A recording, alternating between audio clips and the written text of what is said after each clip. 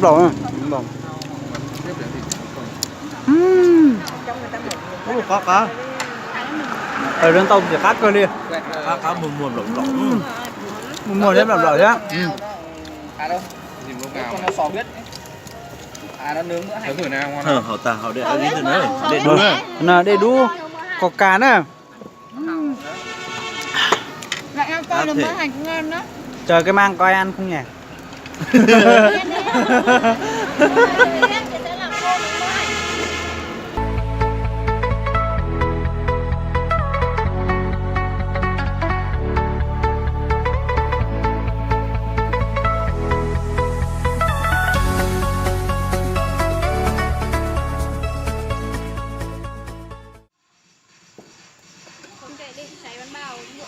Nó được đâu mà ăn đâu. Chưa được đâu con. Đây. Nó bị cháy rồi. Đây còn cơm này con ăn được rồi này. Nó bông đói đó. Đây bữa tối nay là ăn chào mừng Ăn cho mọi người nhá. trời mưa nhá. Sông Mã không biết tại sao năm nay mãi một năm không có mưa, không có mùa đông nữa. Ăn mừng trời mưa quá. Ăn mừng trời mưa. Sợ đổ. Đổ ra được. Không nhìn nó cứ bập. Bị nghiêng ấy. Các bà ấy chắc không cần đâu. Cái này bị dốc này em. Dốc thử cái gì? Nào. Cái trên dưới nhìn khoa học không em, nướng chán quá nha. Cái gì? Nó trừ nó ngay chi. Đấy, thằng kia. Nó ngay chi. Ăn chuối này. Xin mời nha. Đấy. Nó mọt chi. Nó mó chi. Nó Nó mó là ăn đúng không? Nó mó. Kinh khẩu. Cái phở của mây dễ hơn ăn cơm. Thế là bao nhiêu nè? Nhận té chỉ là nà mà nó. Đu là nà bé tôn nó. Ôi trời ơi. Nó thôi dạ. Cái quần nữa. Đây. Ở đấy bác đói quá. Anh ra đây để chắc ăn là để bác. À, đi lấy một cái kéo nữa đi em ơi. Ở đây có kéo. Đây có kéo đây rồi.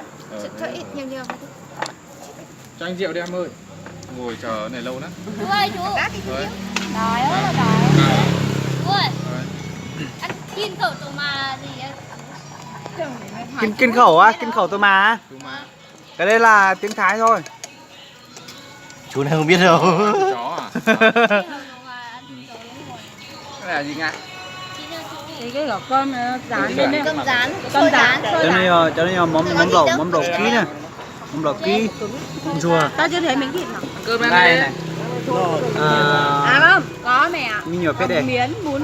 Trời ơi, anh tưởng nhớ này. Chứ. No. Cho anh nữa. À chị đi à? Đi. Gọi đủ suất này, được một nắm này. Em bảo nó lấy sồi cái xanh. Ôi, đói sôi. Đó. Sôi à? Trời. Sôi chiên, cái rán này. Cô mà cô sáng ăn chua thế nào mà? Chua dưới cô dám mà cắt chắp là. Trời. Ăn đi. Vâng, không gọi thêm chứ. Cái gì? Cả cái xôi đấy. Cơm đây à? Cứ phải 3 cục đấy. 1, 2, 3, 4, 5. 5 cục. Em ơi, gọi thêm cái xôi được không? Đinh ơi. Đây nha. Ừ. À, chả nào mà mất giết tao lại nè. Khai cá thân chứ nó ít tệ, cục sai sao? Này. Mình chưa cân đâu. Ừ. Mình chưa cân chưa rồi. Mình chưa cân đâu. Chưa đã cân chưa đó. Nó lại chả nè. Mà cho thức cay đi à. Rồi cái đó con thì mất. Mất cậu thì nó. Cậu kia nó thì cái lò mình chưa cái chỗ có nhìn gì được tới nó rất là Nó bếp đây nè. Đúng không? Chặt cái này. Chép hành. Nước mắt chảy là hết cay. Bây giờ nó tóm chế cá cơ liền là chế của nó thế.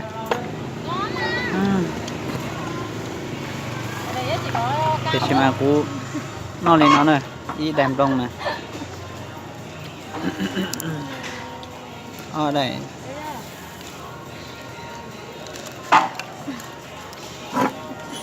Em có lấy thêm thì bác chỉ cho anh cũng được nhá. Đó. Mở mắt ra nhắm vào thì anh Ừ. vạch thằng cứ vạch mắt ra, thằng cứ nhắm mắt vào có mà giỏi. Con. Nhưng mà để Cá nhất cưng. nó mà mở ra chỉ có người Con gì? vạch thôi, còn người kia. Vạch ra cứ nhắm vào hay vạch cứ đi.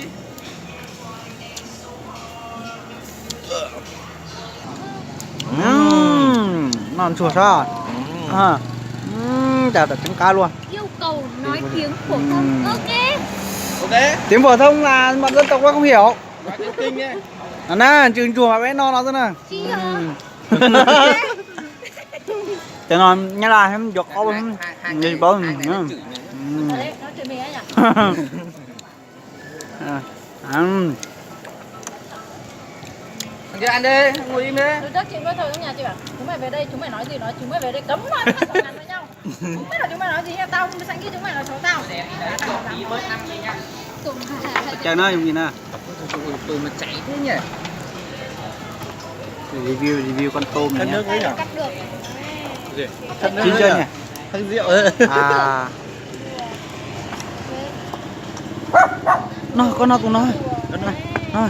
Nuôi cắt tay trái nhưng mà cắt được. Thì cá tạt đi nữa. Sao cháy hết này. Nó uống rượu đi, anh em uống rượu đi. Nhân ngày Về nhá. Vâng, nhân ngày vừa gió nha. Lúc nào lúc là nè đây, ok. Này. Của nhà. Uống rượu chưa? Cái. Uống rượu chưa? Phải chờ đâu như này. 2-3 vô chứ. Hồi chờ xì tui gì lên đây. Này. Thật sao là vô là 1-2-3 vô, 2-3 vô. À, cho nó nhiều có cá này. Đây mà chị không uống đâu, gì uống Thêm đây. than á chị. Coca Cola nè. Khác gì đâu. Uống gì bên em đầy thuốc. Có cháy không ạ? Không. Hai đứa đi lâu thế. Anh có cháy Thôi hết được rồi. Tôi chưa mất tay cho tay này. Rồi, giờ lấy luôn mà. Ngon này. Ăn tôm nhá. Tôm đi, tôm rồi bỏ ra đi ăn đi. Tôm Có tôm đây này. Tôm chưa? Còn ai chưa tôm? Thằng nào? Đang tôm chưa? Chém một con rồi. Chưa. cháy rồi chưa? Ăn rồi chị ăn rồi. Ui, không ăn tôm à? Này, bỏ tôm lấy đi. Để con hai cô gái kia kìa. Đâu rồi? Còn hai đứa kìa. Thôi, Kia tôm con này mà. Đi cháy, đi cháy. Để đây. Cho ra lên thì cho ra rể. Đây đây. Để con. Đi cho Để hai đây đứa. nó nóng. Đúng rồi để đấy. Nè, chờ cho mình nhìn này. Biết rồi. Ở hai đứa này làm Cho nên nó vào canh. Họ làm phơm lâu mà. chắc chờ phải Chắc đi cho có phải làm. Mình phải gọi cho họ mới làm. Con Trời ạ. nói cái lem luôn, nó chỉ đi ở sang cốp bò. Nấu lên xong rồi nữa. Để đến phần. Con cứ để thế đi cho chú đảo đi con, đừng trồm lên nữa. đó. Đây cháy rồi này. Chờ. Đa phần chủ tịch nó khá bảnh. Đấy, cứ kháo cảnh chủ tịch. Chủ Hôm nay chủ tịch là đồ ăn tôm và cái kết. Đấy. Chấm xì dầu. Đấy. Người ta đây này, trong cái này mình chấm mùi ta. à, Xì nghe dầu. thơm lắm. Thôi chịu. Không, Chấm với đúng bài bà Tắm ơi. chú không ăn được cái đấy đâu, mùi giặt chú chịu Mùi luôn. tạt với lại tương ớt. Cho chú ít rồi. Thôi ra. Vừa mãi rồi sợ gì. Chọn, Yeah. nó khỏi đi tiệm. Thì đi Đoan. Vâng.